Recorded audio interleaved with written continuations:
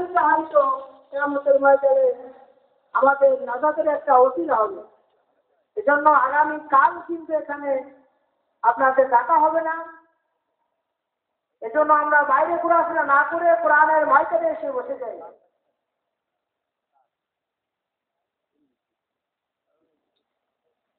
আমি হুজুরকে কোরআন এবং সুন্নাহ থেকে মূল্যবান নসিহত পেশ করার জন্য সবিনয় অনুরোধ করছি।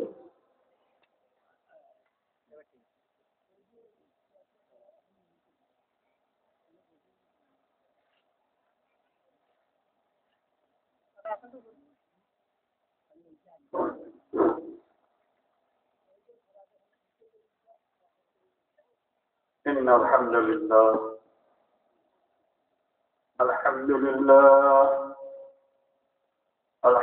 لله نحمده ونستعينه ونستغفره ونؤمن به ونتوكل عليه ونعوذ بالله من شرور أنفسنا ومن سيئات أعمالنا من يهدي الله فلا مضل له ومن يضلله فلا هادي له ونشهد أن لا إله إلا الله وحده لا شريك له ونشهد أنه سندنا وحبيبنا وطبيبنا وطبيب قلوبنا ومولانا محمدا عبده ورسوله أرسله بالحق بشيرا ونذيرا وداعيا إلى الله بإذنه وسراجا منيرا فقد قال الله تبارك وتعالى في كلامه المجيد والفرقان الحميد أعوذ بالله من الشيطان الرجيم بسم الله الرحمن الرحيم ألا إن أولياء الله لا خوف عليهم ولا هم يحزنون وقال الله تبارك وتعالى في كلامه المجيد والفرقان الحميد يا أيها الذين آمنوا حق تقاته ولا تموتن إلا وأنتم مسلمون وقال رسول الله صلى الله عليه وسلم كن عالما أو متعلما أو مستعميا أو محبا ولا تكن خامسا فتهلك أو كما قال النبي صلى الله عليه وسلم وقال الله تبارك وتعالى في كلامه المجيد والفرقان الحميد وفي شان حبيبه ومعشوقه آمرا ومخبرا إن الله وملائكته يصلون على النبي يا أيها الذين آمنوا صلوا عليه وسلموا تسليما اللهم صل على سيدنا مولانا محمد وعلى آل سيدنا شفيعنا محمد اللهم صل على سيدنا مولانا محمد وعلى آل سيدنا مولانا محمد عاشقك بالبنايا عاشقك بالبنايا أين الله نے دل کو روشن کر دیا ہے عشق رسول اللہ نے اللهم صل على سيدنا مولانا محمد وعلى آل سيدنا رسولنا محمد الحمد لله অধ্যকার মাহফিলের সম্মানিত পরিচালক প্রধান অতিথি শুধু ভারতের ফুরফুরা থেকে আগত আওলাদে রাসূল পেশায় বুজুর্গ কেবলা হাজারাত উলামায়ে কিরাম ওজালায়ে ইজম মুরব্বিয়ানে কিরাম যুবকেরা পত্রিকাটা শোনা মনেরা আসসালামু আলাইকুম ওয়া রাহমাতুল্লাহি ওয়া বারাকাতুহু। আপনারা সকলেই ভালো আছেন? আলহামদুলিল্লাহ হালি তাইয়িব। আল্লাহ তাআলা আমাকেও ভালো রেখেছেন। তো আল্লাহ তাআলার দরবারে আসলে একটু শুকরিয়া আদায় করি যে এত বড় একটা বরকতপূর্ণ মাহফিল, যে মাহফিলে আল্লাহ তাআলা আপনাকে আমাকে আসবার এবং বসবার তৌফিক দিয়েছেন। এজন্য আল্লাহর শুকরিয়া আদায় করে সকলে বলি আলহামদুলিল্লাহ। হয়নি আসলে কি জানেন, যে কোনো জিনিসের গুরুত্ব না বুঝলে ওইটা কদর করা সম্ভব হয় না। কি বলেন? হযরত মাওলানা আশরাফ আলী থানভী রাহমাতুল্লাহ আলাইহি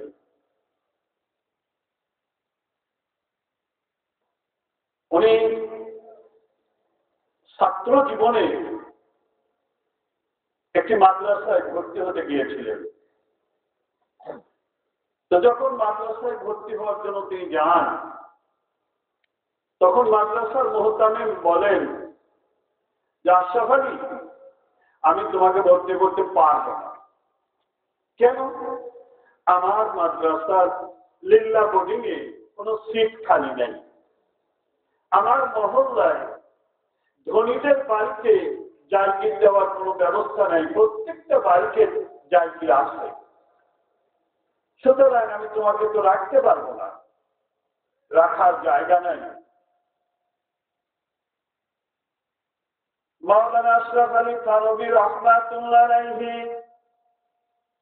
মুহতামিমকে বললেন, হুজুর, আমার কোনো জায়গিরের প্রয়োজন হবে না, আপনার লিল্লাহ বোর্ডিং এ আমার জায়গার দরকার হবে না, আপনি আমাকে মাদ্রাসায় ভর্তি করেন, আমি মাদ্রাসার বারান্দায় থাকবো, আর আমার মা যে আমার খাবার দিয়েছে, আমার খাবার খেয়ে খেয়ে আমি মাদ্রাসায় লেখাপড়া করব। হুজুর আপনি আমাকে ভর্তি করেন, আমি লিল্লাহ বোর্ডিং এর খানা খাবো না, আমি লিল্লাহ বোর্ডিং এর সিটে থাকবো না, আমার কোনো জায়গার প্রয়োজন নাই, আপনার মাদ্রাসার বারান্দায় আমি শুয়ে থাকবো, মাদ্রাসায় লেখাপড়া করব, আমার খানা আমি খানা খাবো। হুজুর ভর্তি করে নিলেন। মাওলানা আশরাফ আলী থানভী রাহমাতুল্লাহ আলাইহি মাদ্রাসার বারান্দায় থাকেন, লেখাপড়া করেন। মা একটি রুটি বানিয়ে দিয়েছিলেন, এই রুটিটি পানিতে ভিজাই, পানিটা খায়, রুটিটা আবার রোদ্দুরে দিয়ে রাখে, আবার পানিতে ভিজায়, পানিটা খায়, রুটিটা আবার রোদ্দুরে দিয়ে রাখে। এরকম করে যখন 39 দিন পুজে গেল, মহল্লার একটি গরিব মানুষ এসে মাদ্রাসার মুহতামিমকে বলছেন, হুজুর আমি গরিব মানুষ, আমার আব্বা ইন্তেকাল করেছে, আমি একবারে অনেক মানুষকে মেহমানদারি করতে পারবো না, একবারে অনেক মানুষকে, অনেক ছাত্রকে আমি মেহমানদারি করতে পারবো না, একটি ছাত্রকে আমার বাড়িতে দেবেন, আমি 40 দিন তাকে 3 ওয়াক্ত মেহমানদারি করব, 120 জনের মেহমানদারি করার নেকি হয়ে যাবে। তার মানে একজন মানুষ যদি 40 দিন 3 ওয়াক্ত খায়, তাহলে 120 জনের 1 ওয়াক্তের খাবার হলো না। তখন মাদ্রাসার মুহতামিম বললেন, যাও ওই যে মাদ্রাসার বারান্দায় একটা ছেলে আছে, ওর জায়গা নাই, লিল্লাহ বোর্ডিং এ ওর জায়গা নাই, ওকে নিয়ে যাও। নিয়ে গেলেন, নিয়ে যাওয়ার পরে 39 দিন খাবার দেওয়া হয়েছে। আর একজন রেখে সে বলছে, হুজুর আমার আব্বা মারা গিয়েছে, আমি গরিব মানুষ, একবারে অনেক ছাত্রকে, অনেক মানুষকে আমি মেহমানদারি করতে পারবো না, হুজুর একটা ছাত্র দেবেন, আমি 40 দিন তাকে খাওয়াবো, তাতে 120 জনকে 1 ওয়াক্ত মেহমানদারি করার নেকি আমি পেয়ে যাবো, যেটা আমার আব্বার আমার নামায় জমা হবে। জোরে বলবেন না? ওনার তো ওদিকে 40 দিন পুজে গেছে, এবার হুজুর বললেন যে ওই ছেলেটাকে নিয়ে যাও। এরকম 3 জন মারা গেল। 340 মাওলানা আশরাফ আলী থানভী রাহমাতুল্লাহ আলাইহি খানার ব্যবস্থা হয়ে গেল। আমার আল্লাহ তাআলা মাদ্রাসার মুহতামিমকে স্বপ্ন দিয়ে জানিয়ে দিলেন, এই মহল্লায় যদি আশরাফ আলী থানভী রাহমাতুল্লাহ আলাইহির থাকবার ব্যবস্থা, খাবার ব্যবস্থা না হয়, প্রতি 40 দিন পর পর একজন করে মরতে থাকবে, আর আশরাফ আলী থানভী রাহমাতুল্লাহ আলাইহির খাবারের ব্যবস্থা হয়ে যাবে। বুঝতে পারছেন? আল্লাহর পক্ষ থেকে খাবারের ব্যবস্থা করছে। এই মাওলানা আশরাফ আলী থানভী রাহমাতুল্লাহ আলাইহি ছাত্র জীবনে যখন তার জুতাটা ছিঁড়ে গিয়েছিল, এই জুতাটা সেলাই করবার জন্য নাপিতের কাছে নিয়ে গেল, মুচির কাছে নিয়ে গেল। জুতাটা সেলাই করবার জন্য যখন মুচির কাছে নিয়ে গেল, মুচির জুতাটা সেলাই করে বলছে, আমাকে 4 আনা পয়সা দাও। কত চাইল? কিন্তু উনি ছাত্র, ওনার কাছে তো কোনো টাকা নেই, কোনো পয়সা নেই। তখন তিনি বলছেন যে, মুচি আমার কাছে তো কোনো পয়সা নেই, তা আমি তোমার একটা হাদিস শোনাই। তো বলছেন না, তাহলে 5টা, না 10টা, তাহলে আমি তোর হাদিস কি করবো, আমার 4 আনা পয়সা দাও। কি বলেন? ও তো মুসি, ও হাদিসের কি বোঝে? কি বলেন? ওর কাছে হাদিসের কোনো দাম আছে? ওর কাছে হাদিসের কোনো দাম আছে? কি বলেন? জুরাইন আসলে ধর্মের কাহিনী, চোরের কাছে ওয়াজ করি কোনো লাভ আছে? কি বলেন? যদি শোনা যে চুরি করা গোনা, ও কি বন্ধ করবে? হ্যাঁ, ও 2 হাত না কাটা পর্যন্ত বন্ধ করবে না। যদি কেউ করেও বন্ধ, আল্লাহর দয়া। কি বলেন? মাওলানা আশরাফ আলী থানভী রাহমাতুল্লাহ আলাইহি চিন্তা করলেন, আহারে 10টি হাদিসের দাম যদি 4 আনা হয়, ওই হাদিস পড়ে কি লাভ হবে? কি বলেন? 10টা হাদিস আমি শোনাইতে চালাম 4 আনার বিনিময়ে, তো 10টা হাদিসের দাম যদি 4 আনা না হয়, তাহলে ওই হাদিস পড়ে আমার লাগছে, আমি আর করবো না। বাড়ি চলে গেলেন। কোথায় চলে গেলেন? বাড়ি চলে গেলেন। 1 দিন যায়, 2 দিন যায়, 3 দিন যায়। উস্তাদ জিজ্ঞাসা করে, আরে আমার সেই ভালো ছাত্রটি কোথায়? আমার সেই প্রাণের ভালো ছাত্র, মহব্বতের ছাত্রটি কোথায়? আশরাফ আলী থানভীর মেধা খুব ভালো ছিল, স্মরণ শক্তি খুব ভালো ছিল, হাদিস কোরআন তিনি খুব ভালো পড়তে পারত। তো ভালো ছাত্র যদি মাদ্রাসা থেকে চলে যায়, ওস্তাদের কিন্তু কষ্ট লাগে। ওস্তাদ বলছেন, আমার সেই ছাত্রটি কোথায়? অন্যান্য ছাত্ররা বলছে, হুজুর আশরাফ আলী থানভী বাড়ি চলে গেছে, আর লেখাপড়া করবে না। কি লেখাপড়া করবে না? কেন? তো যাও ওকে দেখে নিয়ে আসো। সবাই গিয়ে বাড়িতে বলে, ওস্তাদ ডাকছে, চলো। আশরাফ আলী থানভী আসলেন। এখন ওস্তাদ বলছেন, বাবা আশরাফ আলী, কি এমন তোমার হয়েছে? তুমি মাদ্রাসা ছেড়ে বাড়িতে চলে গেলে, তুমি লেখাপড়া করবে না, কেন তুমি চলে গেলে? বাবা আশরাফ আলী বলো। মাওলানা আশরাফ আলী থানভী রাহমাতুল্লাহ আলাইহি বলেন, হুজুর 10টা হাদিসের দাম যদি 4 আনা হয়, ওই হাদিস বলে কি লাভ হবে? এই জন্য আমি আর হাদিস পড়বো না।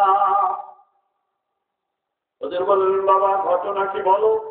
ওই হুজুর, আমার জুতা ছিঁড়ে গিয়েছিল, এই জুতা আমি মেরামত করবার জন্য মুসির কাছে নিয়ে গিয়েছিলাম। মুসির জুতাটা সেরে 4 আনা পয়সা দাবি করেছিল, আমার কাছে পয়সা ছিল না। আমি মুসিকে বললাম, মুসি তোমাকে আমি 10টা হাদিস শোনাবো 4 আনার বিনিময়ে। 4 আনার বিনিময়ে কয়টা হাদিস শোনাবো? 10টা হাদিস শোনাবো। তো মুচি কি করলেন? মুচি আমাকে গালাগালি করলেন আর বললেন, তোমার হাদিস আমি কি করব? আমি হাদিস শুনবো না, আমার 4 আনা পয়সা দাও। আমার হাদিসের দাম যদি 4 আনা না হয়, হুজুর কেন আমি হাদিস পড়বো? কি লাভ হবে? এই জন্য আমি আর পড়বো না, নিয়ত করেছি। আমি তাই বাড়িতে চলে গেলাম। হুজুর বললেন, বাবা ঠিক আছে, এই যে পাথরখানা আমি তোমাকে দিচ্ছি, এই পাথরটি মুচিকে দিয়ে তোমার জুতাটা নিয়ে আসো। পাথরটা মুচিকে দিয়ে কি করো? তোমার জুতাটা নিয়ে আসো। আশরাফ আলী থানভী রাহমাতুল্লাহ আলাইহি পাথর নিয়ে চলে যাচ্ছে মুচির কাছে। কিছুদিন যাওয়ার পরে হুজুর ডাকা নাই, বাবা আশরাফ আলী শোনো শোনো শোনো শোনো। দিয়ে হুজুর বলেন, বাবা পাথরটা কিন্তু মুচি বাদে অন্য কাউকে দিবা না, যত টাকাই তোমার দাম বলো তুমি দিবা না। জি আচ্ছা। তো মাওলানা আশরাফ আলী থানভী রাহমাতুল্লাহ আলাইহি মুচির কাছে গিয়ে বলছেন, যে মুচি এই পাথরটি নিয়ে আমার জুতাটা দাও। তো মুচি পাথরটা হাতে নিয়ে দেখে ছুঁড়ে ফেলায় গেছে। কি বলেন? ছুঁড়ে ফেলায় গেছে। ফেলায় দিলে ওই মধ্যে একটা লোক যাচ্ছিল, তিনি পাথরটা দেখে হাতে তুলে দিয়েছেন, নিয়ে বলছেন, কি হয়েছে তোমাদের? তো আশরাফ আলী থানভী রাহমাতুল্লাহ আলাইহি বলছেন যে, দেখেন আমার জুতা মেরামত করে সে 4 আনা পয়সা চেয়েছে, তো আমার কাছে তো পয়সা নাই, আমি পাথরটা দিচ্ছি জুতাটা নেওয়ার জন্য, কিন্তু উনি জুতাটা দিচ্ছে না। জুতাটা পাথরটা বরং ছুঁড়ে ফেলে দিয়েছে। তখন ওই লোক বলছে, ঠিক আছে আমি তোমার 4 আনা পয়সা মুচিকে দিয়ে দিচ্ছি, পাথরটা আমি নিয়ে যাই, জুতাটা তুমি নিয়ে যাও। কয় যে জি না, পাথর আপনাকে দেবো না। কেন? উস্তাদ নিষেধ করছে, তাই না? যে অন্য কাউকে দেওয়া যাবে না, কাকে দিতে হবে? শুধু মুচি। তো তখন বলছে যে, বাবা পাথরটা আমার, তো তুমি 4 আনা পয়সা আমি দিয়ে দিচ্ছি, জুতা নিয়ে যাবো, তা দিবা না কেন? কয় না আমি দেবো না। তাহলে কত টাকা নিবা? কয় না আমি আপনাকে দেবো না। তোমাকে 1 লক্ষ টাকা দেবো? কয় না। তোমাকে 10 লক্ষ টাকা দেবো? কয় না। আমি পাথর তোমাকে দেবো না, পাথর তোমাকে দেবো না। কি বলেন?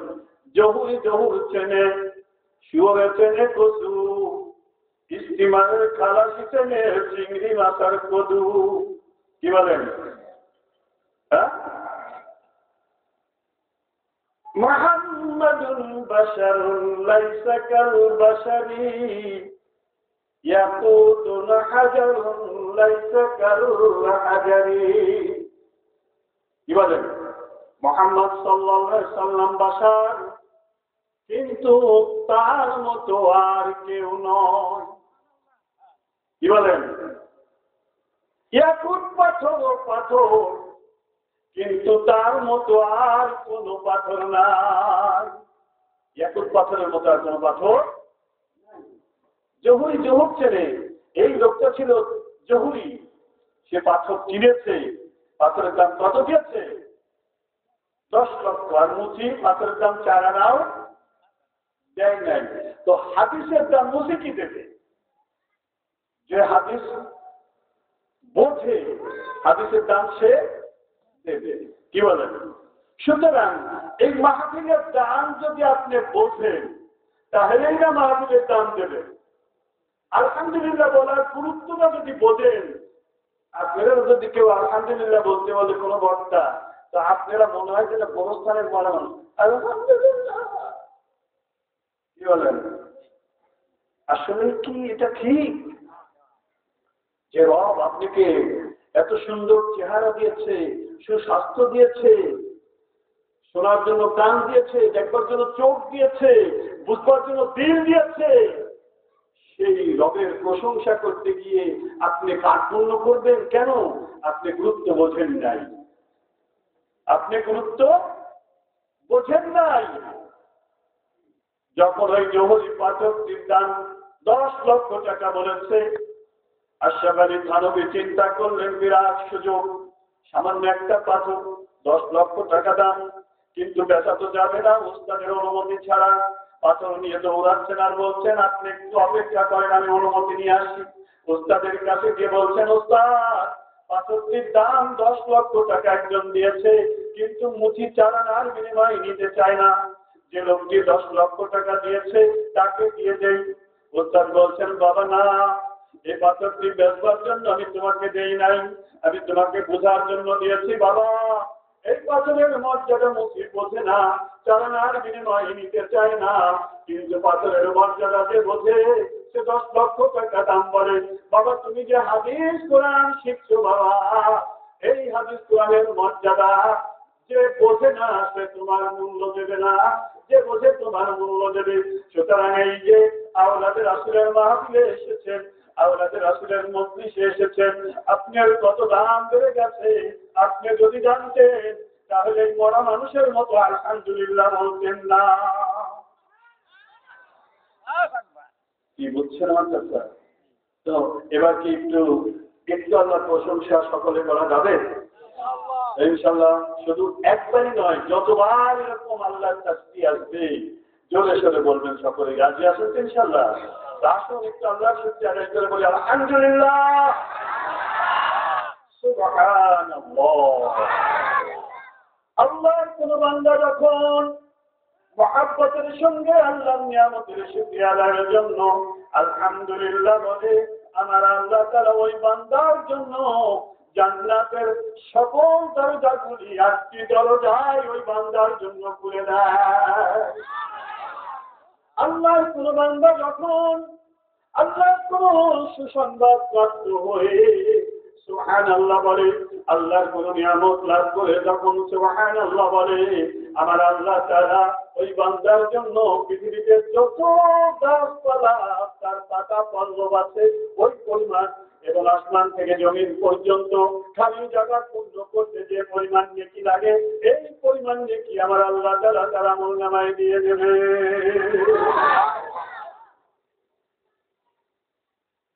কার মাহফিলে এসেছি? আওলাদের রাসূলের। কি বলেন? আওলাদের রাসূলের কদর কত দেখেন। হযরত মালিক দিনার রাহমাতুল্লাহ আলাইহি তার রাজ্যে একজন আওলাদের রাসূল বসবাস করতেন। হযরত মালিক দিনার ওই আওলাদের রাসূলকে প্রতি মাসে 1000 করে তার হাদিয়া পাঠাতেন, 1000 দিনার হাদিয়া পাঠাতেন আওলাদে রাসূলকে। কিছু মানুষ গিয়ে হযরত মালিক দিনারকে বললেন, আপনি যাকে প্রতি মাসে 1000 দিনার হাদিয়া দেন, ওই লোকটি তো আসলে ভালো লোক নয়। এই কথা শোনার পরে হযরত মালিক দিনার মনে মনে নিয়ত করলেন, আমি এই টাকা কোন খারাপ লোককে তো দেব না, সুতরাং লোকটি যদি ভালো না হয় আমি দেব না। হযরত মালিক দিনার তার প্রতি মাসে যে 1000 টাকা দিনার দিতেন এটা বন্ধ করে দিলেন। ওই দিন রাত্রে রাসূল পাক সাল্লাল্লাহু আলাইহি ওয়াসাল্লাম এসে হযরত মালিক দিনারকে বলছেন, ও মালিক দিনার, তুমি কি কোনো ভিক্ষুককে সাহায্য করতে, তুমি কি কোনো অসুস্থ মানুষকে সাহায্য করতে, তুমি কি কোনো গরিবকে সাহায্য করতে, তুমি কি কোনো ঋণগ্রস্তকে সাহায্য করতে? হযরত মালিক দিনার বলে, না না ইয়া রাসূলুল্লাহ, আমি আওলাদে রাসূলকে 1000 টাকা করে প্রতি মাসে দিতাম, 1000 দিনার প্রতি মাসে দিতাম। ও মালিক দিনার, তোমার কি হলো? তুমি আওলাদে রাসূলের যে 1000 দিনার দিতে, এটা দেওয়া বন্ধ করবার নিয়ত কেন করলি? মালিক দিনার, তুমি কি 1000 দিনার করে প্রতি মাসে হাদিয়া দিতে কাকে দিতে? তুমি কি কোনো ভিক্ষুককে দিতে, কোন ফকির মিসকিনকে দিতে, কোন ঋণগ্রস্ত ব্যক্তিকে দিতে, কোন পঙ্গু মানুষকে দিতে, অসুস্থ মানুষকে দিতে? ইয়া রাসূলুল্লাহ, না, আমি আপনার আওলাদকে দিতাম। তো তাহলে তুমি নিয়ত করলো কেন যে দেবে না? সে আমার আওলাদ থেকে কি বেরিয়ে গেছে? কে বললো তোমাকে খারাপ আর তুমি বন্ধ করে দিলে? মালিক দিনার সঙ্গে সঙ্গে আল্লাহ রাসূলের কদম মোবারক জড়িয়ে ধরলেন, ধরে বলছেন, ইয়া রাসূলুল্লাহ, ইয়া হাবিবাল্লাহ, হুজুর আমার বেয়াদবি হয়ে গেছে, ভুল হয়ে গেছে, আমি আবার তাকে প্রতি মাসে 1000 দিনার করে দেব। আমার রাসূল বললেন, না না মালিক দিনার 1000 দিলে হবে না, এখন প্রতি মাসে 4000 দিনার করে দিতে হবে। আওলাদে রাসূলের মর্যাদা বুঝছেন? আজকে কার মাহফিলে আসছেন, কি শুনবেন না শুনবেন সেটা বড় কথা নয়। আওলাদে রাসূলের ইজ্জতে, আওলাদে রাসূলের মাহফিলে যাদের কপাল ভালো তারাই আসতে পেরেছেন, আর যাদের কপাল পোড়া তারা ঘরে কি বলেন টাকা মুড়ি দিয়ে বলে আমরা এখানকেই শুনতেছি। ওখানে শুনলে আর এই আওলাদে রাসূলের মাহফিলে এসে শুনলে কি এক হবে? হযরত জুনায়েদ বাগদাদী রাহমাতুল্লাহ আলাইহি ইরাকের কুস্তিগীর ছিলেন। হযরত জুনায়েদ বাগদাদী ইরাকের কুস্তিগীর ছিলেন। এমন সময় একজন এসে বলল, জুনায়েদ, সারা জীবন রাত দরবারের খানা খেয়ে খেয়ে পেটটা মোটা করলে, বড়িটা মোটা করলে, কোনদিন তো লড়াই করে আমাদেরকে দেখালে না। হযরত জুনায়েদ বাগদাদী রাহমাতুল্লাহ আলাইহি বললেন, তাহলে ঘোষণা করে দেন, ঢোল পিটায় দেন, আমি কুস্তি লড়বো। যদি কেউ কুস্তিতে আমাকে পরাস্ত করতে পারে, পরাজিত করতে পারে, তাকে 1000 দিনার আমি বকশিশ দেব। ঢোল পিটানো হয়ে গেল। কিন্তু জুনায়েদ বাগদাদী এমন বড় কুস্তিগীর ছিলেন, এমন বড় কুস্তিগীর ছিলেন, তার সঙ্গে কুস্তি লড়তে কেউ রাজি হয় না। কুস্তি লড়তে কেউ রাজি হয় না। একদিন গেল, 2 দিন গেল, 3 দিন গেল, একদিন হঠাৎ করে একটা জীর্ণ শীর্ণ রোগা লোক এসে বলছে যে জুনায়েদ বাগদাদীর সঙ্গে আমি কুস্তি লড়বো, আমার নামটা লিখে নেন। আমি কুস্তি লড়বো, আমার নামটা কি করেন লিখে নেন। এখন এই লেখক বলছে, তুমি লড়বা না মরবা, লড়তে আসছো না মরতে আসছো? হ্যাঁ, তোমার দেখলে মনে হয় তুমি কতদিন খাও না, তুমি রোগা সোগা, তুমি জুনায়েদ বাগদাদীর সঙ্গে লড়তে আসছো না মরতে আসছো? হ্যাঁ, আল্লাহর বান্দা বলে, লড়লে আমি লড়বো, মরলে আমি মরবো, তোমার অসুবিধা কোথায়? আমার নামটি লিখে নাও। মনে মনে ভাবে, যে পিতা বেঁচে থাকতে তার সন্তানেরা ক্ষুধার জ্বালায় কাঁদে, যে পিতা বেঁচে থাকতে সন্তানেরা ক্ষুধার জ্বালায় কষ্ট পায়, ওই পিতা বেঁচে থাকার থেকে মরে যাওয়া অনেক ভালো। সুতরাং আমি আজ 3 দিন আমার পরিবারের কোনো খাবার দিতে পারি না। আমার সন্তানেরা কান্নাকাটি করে, আমি সহ্য করতে পারি না। আজ 3 দিন আমার সন্তানের মুখে কোনো খানা নাই। আমার সন্তানরা প্রায় মুমূর্ষ অবস্থায় বিছানায় পড়ে গেছে। এই দুনিয়ায় আমার বেঁচে থাকার কোনো দরকার নাই। সুতরাং আজকে তোমার বন্ধুদের সঙ্গে একটা হালকা সুযোগ নেব, হয় মরবো, না হয় আমার সন্তানের মুখে খানা তুলে দেব। এই নিয়ত করে নামটা লিখিয়ে দিলে নাম লেখা হয়ে গেল। কুস্তি যখন শুরু হতে যাচ্ছে, আল্লাহর বান্দা বলছেন, ও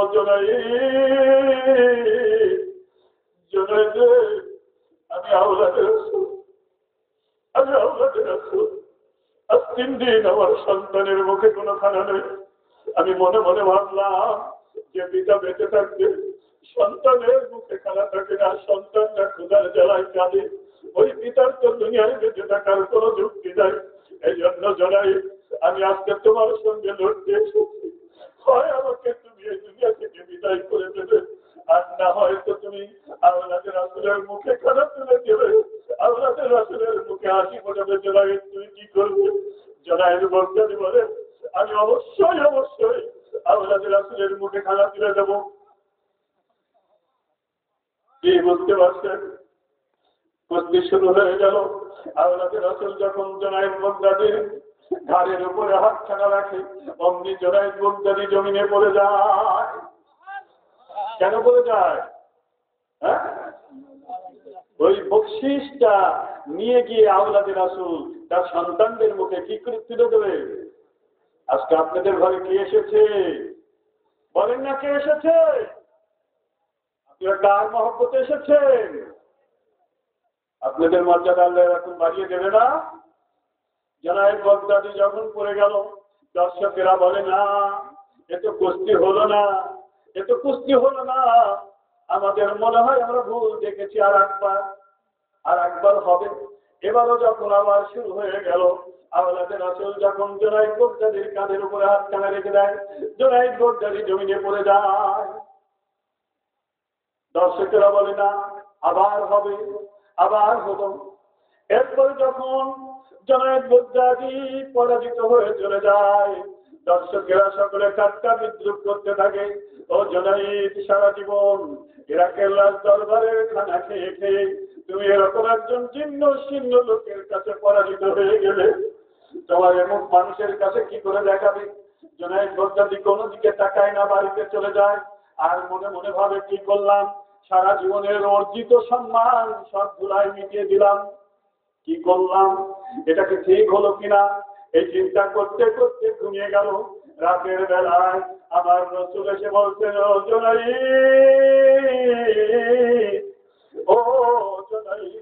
আমার আওলাদের মুখে তুমি খানা তুলে দিয়েছো, আমার আওলাদের মুখে তুমি হাসি ফুটাইছো।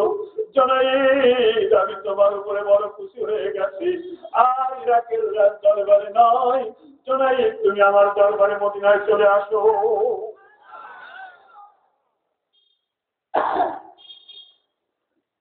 জনাইদ বাগদাদি খুব টেনশন করছিলেন, চিন্তা করছিলেন, কি করলাম? কাজটা ভুল করলাম না ঠিক করলাম? এরপরে যখন রাসূলের স্বপ্ন দেখলেন, জনাইদ বাগদাদি কি হলেন? খুব খুশি হয়ে গেলেন। পরের দিন রাজদরবারে যাচ্ছেন বিদায় নিতে। রাজদরবারে যাচ্ছেন কি করতে? বিদায় নিতে। রাজদরবারে বিদায় নিতে যাচ্ছেন, তখন জনগণ বলছেন, তোমার লজ্জা নাই? হ্যাঁ, তোমার লজ্জা নাই? সারা জীবন রাজদরবারে খানা খেয়ে খেয়ে তুমি কালকে এরকম একটা শীর্ণ লোকের কাছে পরাজিত হয়ে গেলে, আজকে আবার তুমি রাজদরবারে এসেছ। হযরত জনাইদ বাগদাদি বললেন, দেখো, আমি রাজদরবারের খানা আর কোনোদিন খাবো না। রাজদরবারের খানা খেতে আমি আসি নাই, আমি রাজদরবারে আর থাকবো না। আমার রাসূল আমাকে ডেকেছে, আমি এখন রাসূলের দরবারে চলে যাব। আমি শুধু তোমাদের কাছে বিদায় নিতে এসেছি। আওলাদের রাসূলকে ইজ্জত করে জুনাইদ বাগদাদি এত বড় আল্লাহর ওলি হয়ে গেলেন, সারা পৃথিবীর মানুষ তাকে চেনে এখনো। কি বলেন? সেই আওলাদের রাসূলের মাহফিলে আপনি আমি এসেছি। কি বলেন? ঠিক না বেঠিক? হ্যাঁ, আল্লাহ তাআলা আমাদেরকে কি এরকম করতে পারেন না? কি বলেন, পারেন না? কিন্তু আমরা কি এর কদর বুঝেছি? এ কদর বুঝি নাই বলে আলহামদুলিল্লাহ বলতে পারি নাই। কি বলেন, তাই না? আসুন এতক্ষণে বুঝেছি, এখন আর একবার একটু আল্লাহর প্রশংসা আদায় করে সকলে বলি আলহামদুলিল্লাহ। আপনাদের মনে হয়তো একটু হচ্ছে যে এত সুন্দর স্টেজ, যে স্টেজে আওলাদের রাসূল উঠবে ওই স্টেজে আমার ওঠার অধিকার আছে। আমি তো একটা নগণ্য মানুষ, কি বলেন, আমার সে অধিকার নাই, সে যোগ্যতা নাই। ওজোরের কোনো মাসলা থাকে না, ওজোরের কোনো মাসলা থাকে না। তো আমি অধম মূর্খ জাহেল, আল্লাহ তাআলা আমার এরকম মর্যাদা দেয় নাই যে আওলাদের রাসূল যে স্টেজে, যে আসলে আমিও সেখানে, এ যোগ্যতা আমার নাই। যার জন্য আমি আপনাদের সামনে দাঁড়িয়ে কথা বলছি। যাই হোক, এগুলি বুঝতে হলে মানুষের প্রয়োজন হলো দিন। কি প্রয়োজন? দিন। মানুষ সবকিছুই দিনের ভিতরে সূচনা হয়, দিনের ভিতরে মানুষের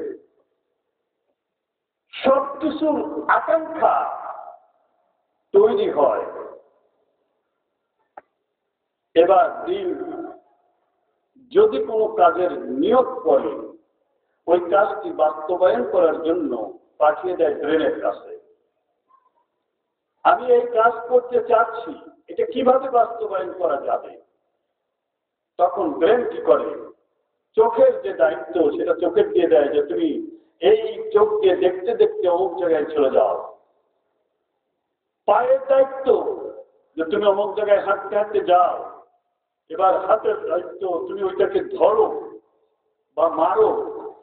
এভাবে পরিচালনা করে, হাত পাও চোখ কান সব পরিচালনা করে হলো আপনার ব্রেন। কে পরিচালনা করে? ব্রেন। এই জন্য মানুষ যখন ব্রেন স্ট্রোক করে, ব্রেনের যখন একটা নাচ ছিঁড়ে যায়, ব্রেনে যখন রক্তক্ষরণ হয়, তখন দেখবেন যে পা অবশ হয়ে গেছে, হাত অবশ হয়ে গেছে, জবান বন্ধ হয়ে গেছে। ব্রেন স্ট্রোক করে তখন। তার কারণে এগুলি পরিচালনা করে ব্রেন। আর ব্রেনকে পরিচালনা করে কল্প। ব্রেনকে পরিচালনা করে কে? কল্প। অনুভূতি মানুষের প্রথমে কল্পের ভিতরে জন্মায়। অনুভূতি মানুষের প্রথমে কোথায় জন্মায়?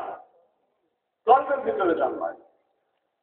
এরপরে এই কল্প এই অনুভূতিটাকে বাস্তবায়ন করবার জন্য প্রেরণ করে হলো ব্রেনের কাছে। তারপরে ব্রেন এইটা বাস্তবায়ন করবার জন্য হাত পাও চোখ নাক কান এদের দায়িত্ব দিয়ে দেয়। তখন এরা এই দায়িত্ব পালন করে। এজন্য মানুষের কর্ম হলো সবকিছুর মূল। কর্ম ঠিক সব ঠিক। এজন্য আল্লাহ রাসূল বলছেন বুখারী শরীফের হাদিস, কুল্লু বানি আদম জাসাদুল মুদগা আইযা সালুহাত সালুহাল জাসাদু কুল্লুহু ওয়া ইযাল ফাসাদাত ফাসাদাল জাসাদু কুল্লুহু আলা ওয়াহিয়াল কলব। প্রত্যেকটা আদম সন্তানের দেহের মধ্যে এক টুকরা গোশত আছে। এই গোশতের টুকরাটি যদি সঠিক ভালো হয়ে যায়, ওই আদম সন্তানটি ভালো হয়ে যাবে। আর এই গোশতের টুকরাটি যদি নষ্ট হয়ে যায়, ওই আদম সন্তানটি নষ্ট হয়ে যাবে। গোশতের টুকরাটি যদি নষ্ট হয়ে যায়, ওই মানুষের নামাজ পড়তে ভালো লাগবে না, রোজা রাখতে ভালো লাগবে না, জিকির করতে ভালো লাগবে না, ওয়াজ শুনতে ভালো লাগবে না, কোরআন তেলাওয়াত ভালো লাগবে না। আর যদি ওই গোশতের টুকরাটি ভালো হয়ে যায়, নামাজ ভালো লাগবে, কোরআন তেলাওয়াত ভালো লাগবে, ওয়াজ ভালো লাগবে, জিকির ভালো লাগবে। আল্লাহ তাআলা কোরআনে বলছেন, খাতামাল্লাহু আলা কুলুবিহিম ওয়া আলা সামিইহিম ওয়া আলা আবসারিহিম গিশাওয়াতুন ওয়া লাহুম আযাবুন আযীম।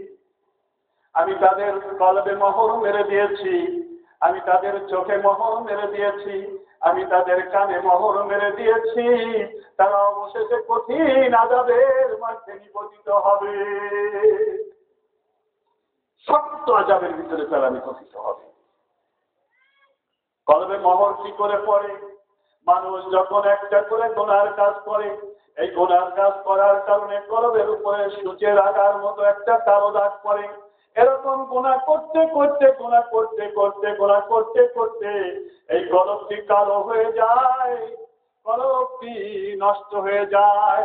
যখন কলব নষ্ট হয়ে যায়, চুরি করতে আনন্দ লাগে, জেনা করতে আনন্দ লাগে, সুদ খাইতে আনন্দ লাগে, ঘুষ খাইতে আনন্দ লাগে, মিথ্যা বলতে আনন্দ লাগে, নামাজ পড়তে কষ্ট লাগে, রোজা করতে কষ্ট লাগে, কোরআন তেলাওয়াত করতে কষ্ট লাগে, জিকির করতে কষ্ট লাগে, ওয়াজ শুনতে কষ্ট লাগে। আমার রাসূল বলেছেন, লিকুল্লি শাইইন সিকালা ওয়া সিকালাতিল কুলুবি যিকরিল্লাহ وما من شيء أنزع من عذاب الله من ذكر الله قالوا ولا الجهاد في سبيل الله قال وأن يضرب بسيفه حتى ينقطع رواه বাইহাকী في دعوة الكبر। বাইহাকী শরীফের মধ্যে দাওয়াতুল কবির খণ্ডে এই হাদিস খানা লেখা আছে। আল্লাহর রাসূল বলছেন, প্রত্যেকটা রোগ সারানোর যেমন ঔষধ আছে, তেমন কলবের যদি কোনো রোগ হয়, ওই রোগ সারানোর ঔষধ হলো ঔষধ। প্রত্যেকটা বস্তু যেমন পরিষ্কারের জন্য মাজন আছে, কাপড় কাচবার জন্য যেমন ডিটারজেন্ট আছে, লোহার মরিচা তোলার জন্য যেমন শিরিষ কাগজ আছে, অনুরূপ কলবের ময়লা পরিষ্কারের শিরিষ হলো আল্লাহ তাআলার জিকির। আল্লাহ তাআলার জিকির। আমার আল্লাহ তাআলা কোরআনে সূরা ফাতির 46 নম্বর আয়াতে বলেছেন, ওয়ালাকিন তা'মাল কুলুবুল্লাতী ফিস সুদূর, তাদের কলবের মধ্যে অবস্থিত দৃষ্টি শক্তি অন্ধ। এই যে কলবের দৃষ্টি অন্ধ আল্লাহ তাআলা বলেছেন, এটা হলো কলবের রোগ।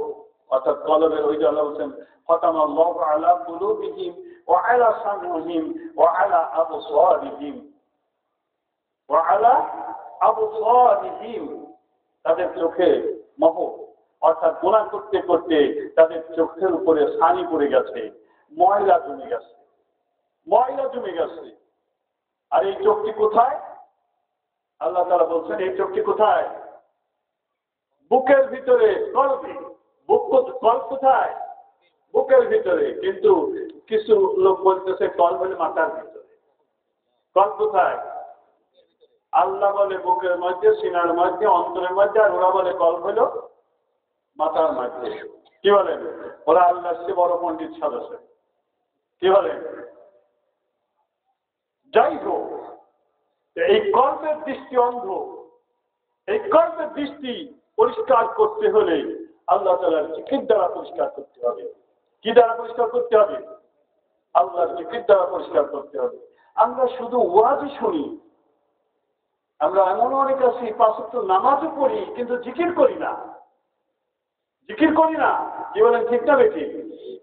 এখানে আমরা যে ওয়াজ শুনতে এসেছি, এর ভিতরে 5 জন জিকিরকারী আছে কিনা আল্লাহ ভালো জানে। কি বলেন? অথচ আল্লাহ তাআলা কোরআনে নামাজের কথা বলেছেন 82 জায়গায়, আর জিকিরের কথা বলেছেন 130 জায়গায়। জিকিরের কথা কয় জায়গায় বলেছেন? 130 জায়গায়। আর নামাজের কথা কয় জায়গায় বলেছেন? 82 জায়গায়। 48 বার জিকিরের কথা বেশি বলা আছে কোরআনে। 48 জায়গায়। 48 জায়গায় জিকিরের কথা বেশি বলা আছে, কিন্তু আমাদের জিকিরের গুরুত্ব কম। কিন্তু আসলে জিকিরের গুরুত্ব কম দিলে হবে না। তার কারণ, যে নামাজ পড়া দরকার, এই নামাজ যদি আমরা না পড়ি, আমাদের তো নামাজ নাজাত দিতে পারবে না। বিসমিল্লাহির রহমানির রহিম। قد أفلح من تزكى وذكر اسم ربه فصلى। তারাই জান্নাতি, তারাই জান্নাতি, তারাই সফল কাম যারা আল্লাহর জিকির করবার পরে নামাজ আদায় করেছে। তার মানে জিকির করে দিলটা পরিষ্কার করে নিয়েছে। এই দিলের মধ্যে লোভ নাই, রাগ নাই, হিংসা নাই, অহংকার নাই, গর্ব নাই, এই দিলের মধ্যে কোনো রোগ নাই, এরকম দিলটাকে রোগমুক্ত করে যখন নামাজ পড়েছে, ওই নামাজ তাকে সফল কাম দান করেছে, ওই নামাজ তাকে জান্নাতে নিয়ে যাবে। কয়েকদিন আগে শুনলাম এক মানে কি বলবো, এদের নাম কি বলবো বুঝতে পারছি না, বলতেছে নামাজ পড়লে বেহেশতে যাওয়া যাবে, কোরআনে কোনোখানে নেই। কি বলেন? এদের মানুষ শোনে। আজকে তো আপনারা যে কয়জন আসেন, ওই বক্তা যদি আসতো সেই মাঠে জায়গা দিতে পারতেন না, কারণ এই সমস্ত উদ্ভট কথা বলে। কি কথা বলে? আল্লাহ নিজে বলছেন, কদ আফলাহা মান তাযাক্কা ওয়া যাকারা ইসমা রাব্বিহি ফাসাল্লা। কদ আফলাহা মান তাযাক্কা, তারাই সফল কাম যারা তাযাক্কা করেছে। তাযাক্কা করেছে মানে কি? কল্পকে পরিষ্কার করেছে, কল্পের ভিতরে কোনো রোগ নাই, কোনো ময়লা নাই। কল্পের ময়লা কি? লোভ, রাগ, হিংসা, অহংকার, গর্ব, রিয়া, শিরক, কুফর, দুনিয়ার প্রতি মহাব্বত, এগুলি হলো কল্পের ময়লা, এগুলি কল্পের রোগ। এগুলি কি? কল্পের ময়লা, কল্পের রোগ। আল্লাহ কি বললেন? যে যারা এই কল্পের রোগ সারাইছে তারা সফল কাম। কিভাবে রোগ সারাইছে? যাকারা ইসমা রাব্বিহি, রবের নামের জিকির দ্বারা রোগ সারাইছে। কি দ্বারা? রবের নামের জিকির দ্বারা। ফাসাল্লা, তারপরে নামাজ পড়েছে। মানে অতঃপর, সাল্লা মানে নামাজ পড়েছে। তো তাই নামাজই তো জিকির, তার হুম লাগবে কে? কি বলেন? বলে কি বলে না? তা আল্লাহ এখানে কি বললো? যে আগে জিকির করে পরে নামাজ পড়েছে, তাই বোঝা গেল যে নামাজ জিকির ঠিকই আছে, কিন্তু যে জিকির দ্বারা কল পরিষ্কার করতে হবে সে জিকির অন্য জিকির। কি বলেন? আপনাদের মসজিদে যদি ইমাম সাহেব কোরআন তেলাওয়াত করে, কোরআন তেলাওয়াত করা জিকির না? নামাজ পড়া জিকির, রোজা রাখা জিকির, হজ করা জিকির, আবার লা ইলাহা ইল্লাল্লাহ এটাও জিকির। তো ইমাম যদি কোরআন পড়ে আর কেউ যদি আপনাকে জিজ্ঞাসা করে আপনি ইমাম সাহেব কি করতেছে, আপনি কি বলবেন? কে জিকির করতেছে কর না কে? যখন নামাজ পড়ে তখন যদি জিজ্ঞেস করে ইমাম সাহেব কি করতেছে, আপনি কি বলবেন? কে জিকির করার কথা কর না কে? কি বলেন?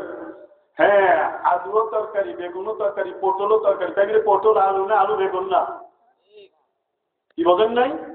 নামাজ জিকির, কোরআন তেলাওয়াত জিকির, লা ইলাহা ইল্লাল্লাহ জিকির, তাই বলে সব জিকির এক নয়। এখানে আল্লাহ পরিষ্কার করে দিলেন, যাকারা ইসমা রাব্বিহি, রবের নামের জিকির দ্বারা। ওয়াজকুরিসমা রাব্বিকা বুকরাতাও ওয়াসিলা, তোমার রবের নামের জিকির করো। ইসমা কখন? সকাল সন্ধ্যায়। এই জিকির করলে কি হবে? কলবের রোগ সেরে যাবে, কলবের ময়লা দূর হয়ে যাবে। কলবের ময়লা দূর হয়ে গেলে তখন এই কাজগুলি, নামাজ, রোজা, হজ, যাকাত, ওয়াজ, মাহফিল, জিকির, আজকার, এগুলি আমাদেরকে ভালো লাগবে। এগুলি আমাদের কি লাগবে? ভালো লাগবে। আর এই রোগ না সারার পর্যন্ত এগুলি আমাদের কাছে ভালো লাগবে না। মসজিদে যাবেন ঠিক আছে, মোল্লাও সারে না, মাদাও ওঠে না। আল্লাহু আকবার। কি বলেন? মোল্লা সারে না, বেনামাজের জানাজা করবি না, নামাজ তো পড়াই লাগবে। কি বলেন? মোল্লা আইন পাস করছে, বেনামাজের জানাজা হবে না, বেনামাজের বাড়ি মিলাদ হবে না। তা এখন যদি আমি নামাজ না পড়ি তাহলে আমার বাপ মরে গেলে জানাজা করবি না, বা আমি মরে গেলে জানাজা করবি না, বা আমার বাপ মরে গেলে মিলাদ করবি না। ওই জন্য মসজিদে যায়, কিন্তু নামাজ পড়ে কিরকম? যে মোল্লাও সারে না, মাদাও ওঠে না, আল্লাহ। কিন্তু নামাজ পড়তে হলে আগে দিলটাকে পরিষ্কার করে নিতে হবে। এখন বলতে পারেন তাহলে কি নামাজ এখন ছেড়ে দেব? না, নামাজ ছেড়েও দেওয়া যাবে না, দিল পরিষ্কারের জন্য চেষ্টাও করতে হবে। এখন দিল পরিষ্কার করলেন, দিল পরিষ্কার করার পরে এই দিলের কানে শোনার জন্য, দিলের চোখে দেখার জন্য আরো কিছু প্রয়োজন আছে। যেমন ধরেন এখানে যে আলোগুলি জ্বলছে, আপনাদের সকলের চোখই তো ভালো। কি বলেন? সকলের চোখই ভালো না? সকলেই দেখতে পাচ্ছেন আমাকে? আলোগুলি নিভাই দিলে কি দেখতে পারবেন? তাহলে বোঝা গেল যে চোখ ভালো হলেও দেখতে কি লাগবে? দেখতে আলো লাগবে। তো কলবের যে চোখ আছে, সে চোখে যে ছানি পড়েছে, জিকির দ্বারা ছানি উঠাইছেন, চোখ ভালো হয়ে গেছে, এখন দেখতে কি লাগবে? আলো লাগবে। দেখতে কি লাগবে? আলো লাগবে। এই জন্য ফকিরুল্লাহ সমরকন্দি একটা কিতাব লিখেছেন তানবীহুল গাফিলিন। এই তানবীহুল গাফিলিনের মধ্যে তিনি লিখেছেন, অন্তর্চক্ষুর ছানি যখন দূর হয়ে গেল, অন্তরের ময়লা মরিচা যখন দূর হয়ে গেল, এই অন্তর দিয়ে আল্লাহর মারিফাত দেখবার জন্য, বুঝবার জন্য একটা আলো লাগবে, একটা নূর লাগবে। কলবের এই নূর লাভের জন্য 4টা কাজ করতে হবে। কয়টা কাজ করতে হবে? আমার রাসূলের কথা। কার কথা?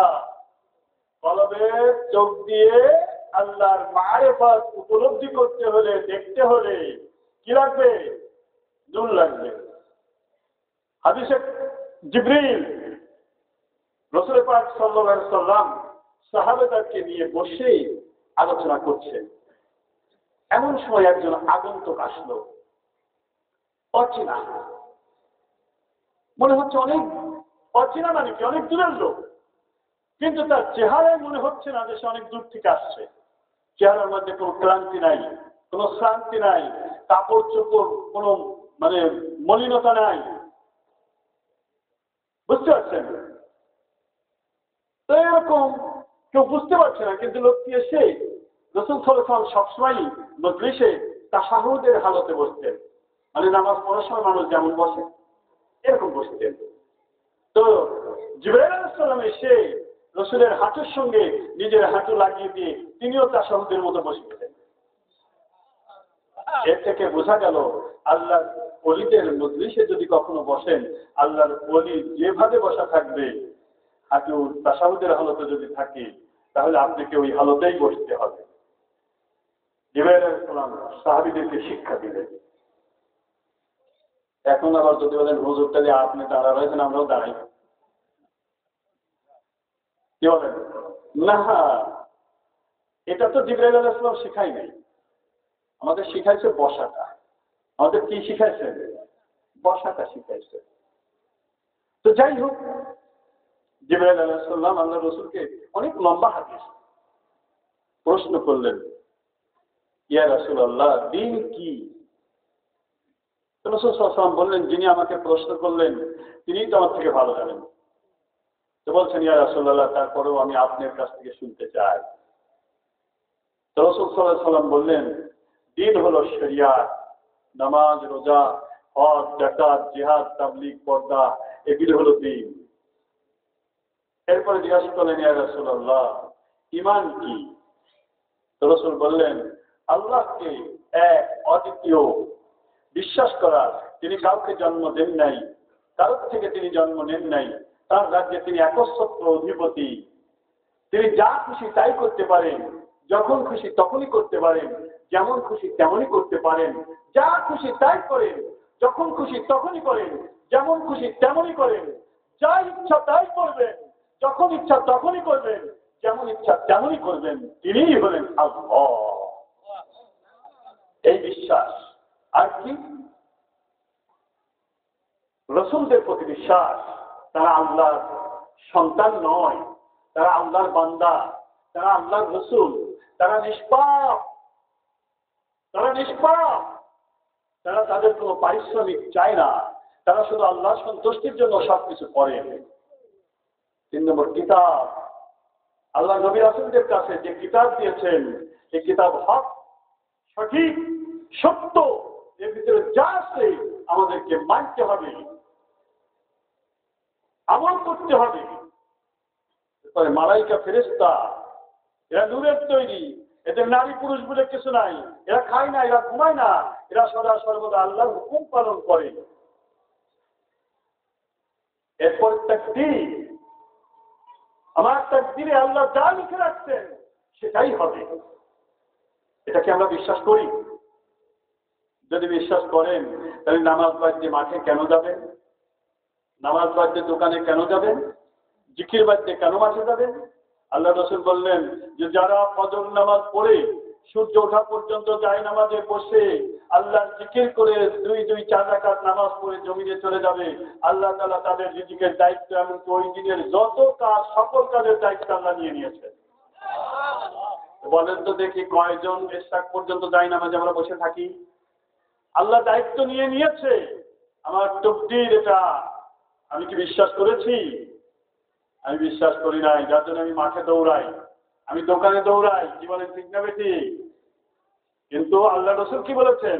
যারা ফজর পড়ে ঘুমায় আল্লাহ তাদের উপরে রাগান্বিত। যারা ফজর পড়ে ঘুমায়, বেলা ওঠা পর্যন্ত ঘুমানো যাবে না, যারা ফজর পড়ে ঘুমায় আল্লাহ তাদের উপরে রাগান্বিত।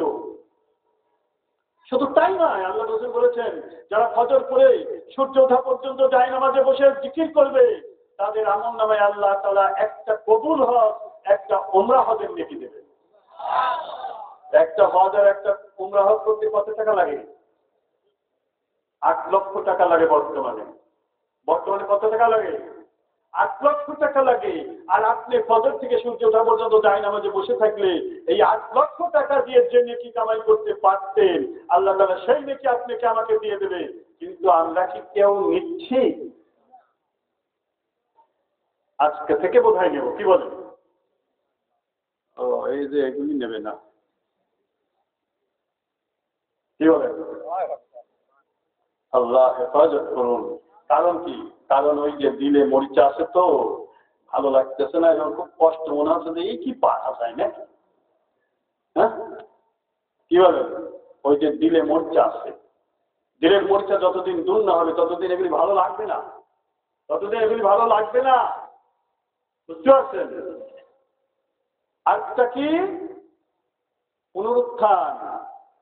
আমাকে মারা যেতে হবে, আমি আবার আল্লাহর দরবারে উঠবো। আল্লাহ এই দুনিয়ায় আমি যা করছি সব কাজের হিসাব গ্রহণ করবে। আপনাকে যদি আল্লাহ বলে আমার নবী বলেছিল ফজরের নামাজ পড়ার পরে সূর্য ওঠা পর্যন্ত যায় নামাজে থাকো, তো তুমি কেন থাকোনি? কি উত্তর দেবে? জমিনে গেছিলাম, মাঠে গেছিলাম। কি বলেন? এই উত্তরই তো দেবেন। বা দোকানে গেছিলাম, এছাড়া আর কোনো উত্তর আছে?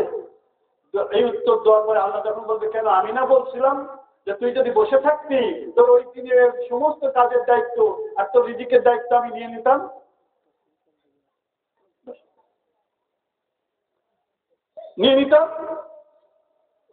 তখন কি উত্তর দেবেন?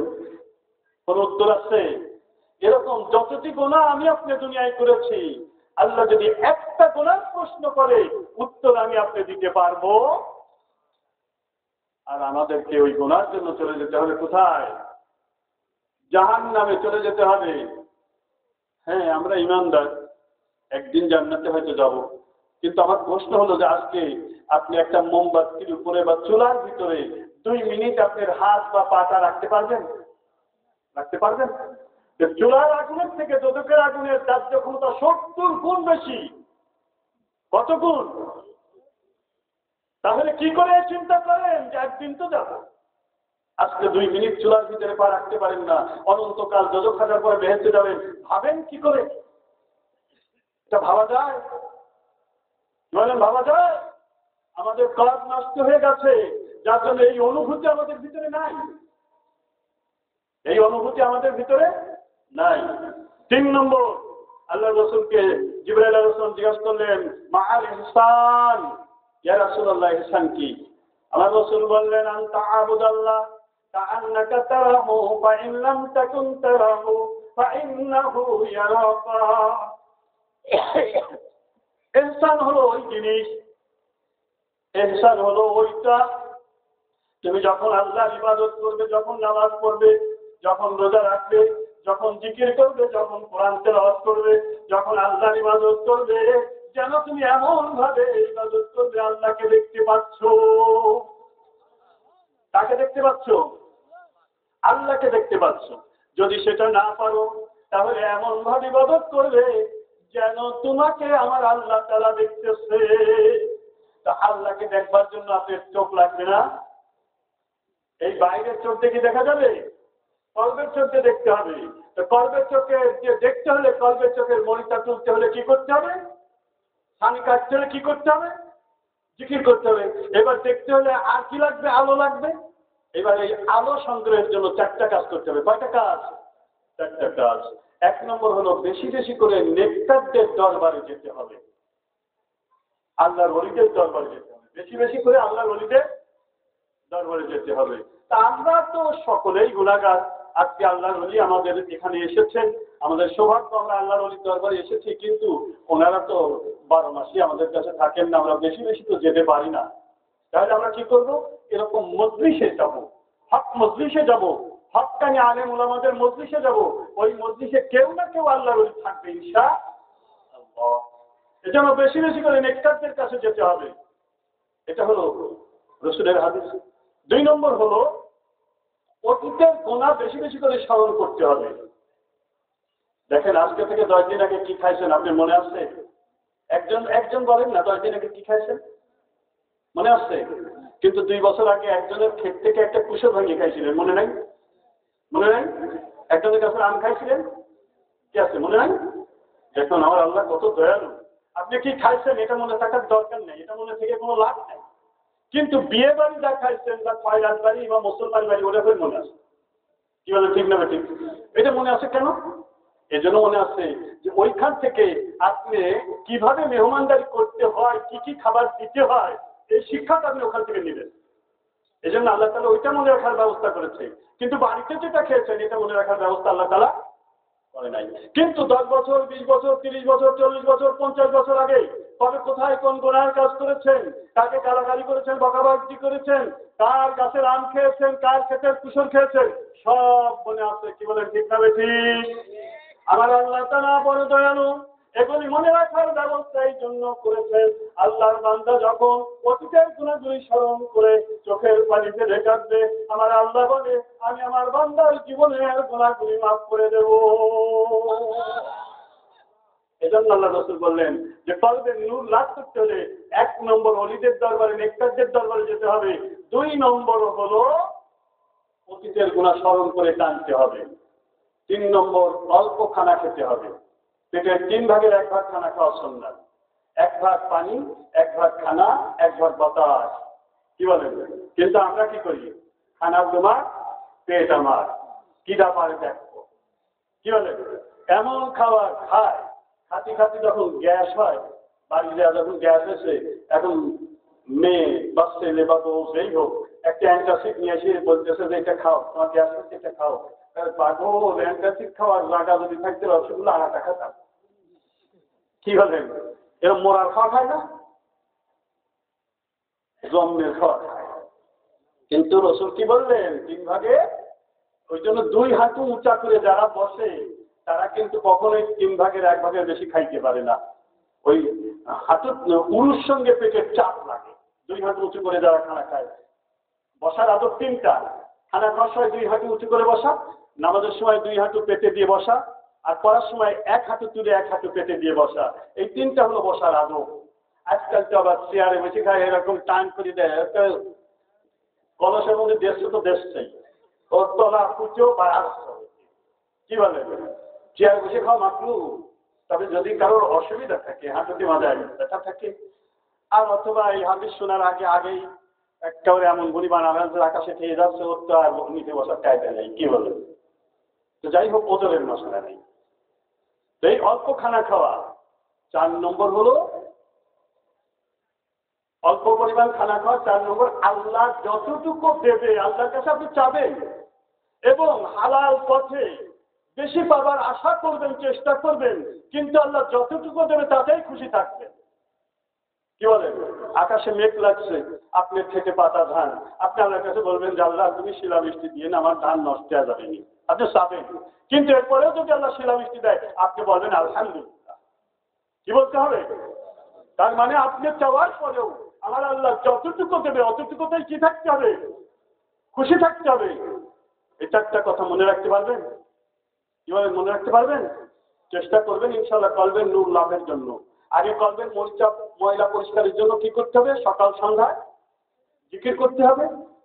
তো যাই হোক, আমি আপনাদের কাছে হুজুর কেবলা এখনই এসে যাবেন আর কি, আমার কাছে বলে গেছে হুজুর কেবলা এখনই এসে যাবেন, এই জন্য আমি শেষ করে দিচ্ছি।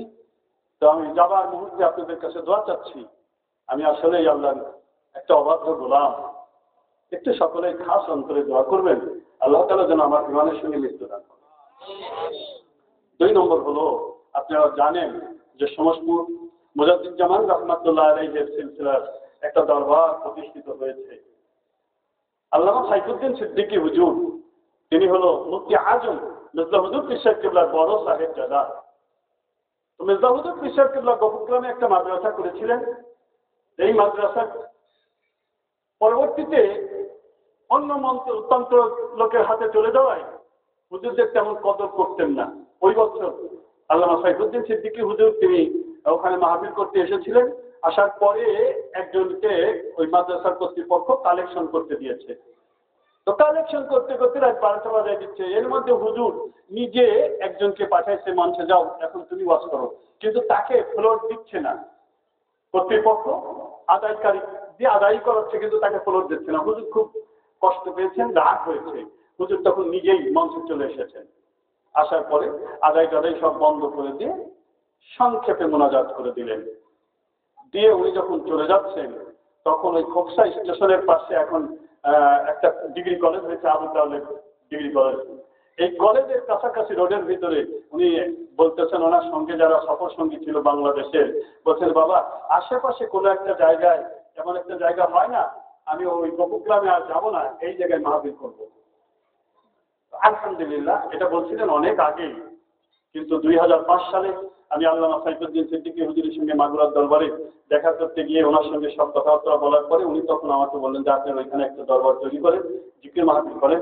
তো ওনার এজাজতে, ওনার অনুমতিতে ওইখানে দরবার করা হয় এবং একটা ঈদ উনি নিজে হাতে দোয়া করে দিয়েছিলেন এবং বলেছিলেন, চাঁদের 12 তারিখে আমি ফাইল নিক্ষেপ করবো, যাও।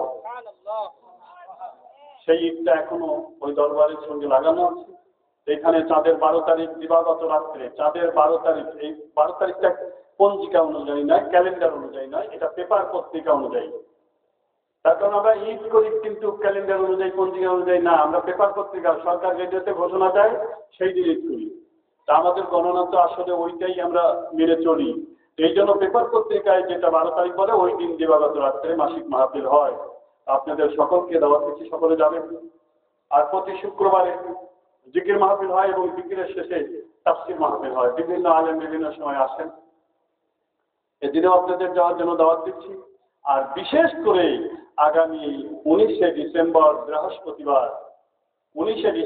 বৃহস্পতিবার এই দিন বাৎসরিক ইসালে সওয়াবের মাহফিল হবে। এর আগে 6 তারিখে হতো। তো এই ডিসেম্বরের প্রথমের দিকে ছাত্রছাত্রীদের পরীক্ষা টরীক্ষা থাকে, একটা ঝামেলা হয়। এজন্য আমরা ডিসেম্বরের 22 তারিখে করতে চেয়েছিলাম, কিন্তু হুজুর বললেন যে না, 19 তারিখে করেন। যদিও 19, 20, 21 মাগুরার মাহফিল, তারপরে হুজুর বললেন যে না, 19 তারিখেই হবে।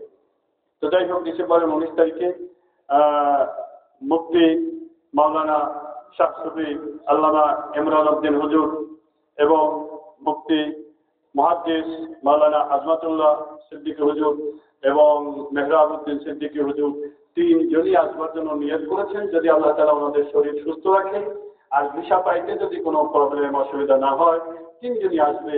এজন্য আপনাদেরকে দাওয়াত দিচ্ছি।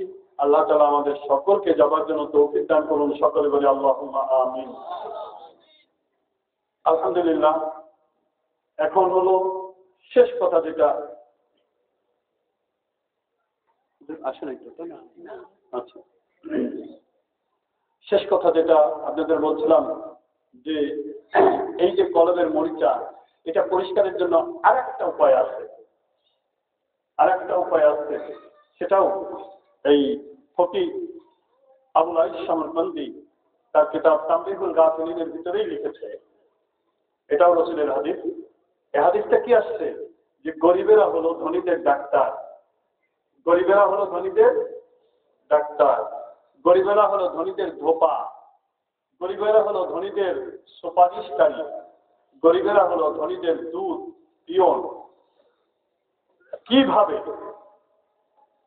ধনীরা যখন অসুস্থ হয়ে, সেটা কলবের রোগ হোক আর শরীরের রোগ হোক, জিসমানি রোগ হোক বা রূহানি রোগ হোক, যে রোগী হবে, ধনীরা যখন এই রোগ নিরাময়ের নিয়ত করে গরিবদেরকে দান করবে, ইয়াতীমদেরকে দান করবে, মসজিদ মাদ্রাসায় দান করবে, তখন আস-সাদকাতু তারাক্তুল বালা, এই সৎকার বিনিময়ে আল্লাহ তাআলা পরিষ্কার করে দেবেন। নারায়ে তাকবীর, নারায়ে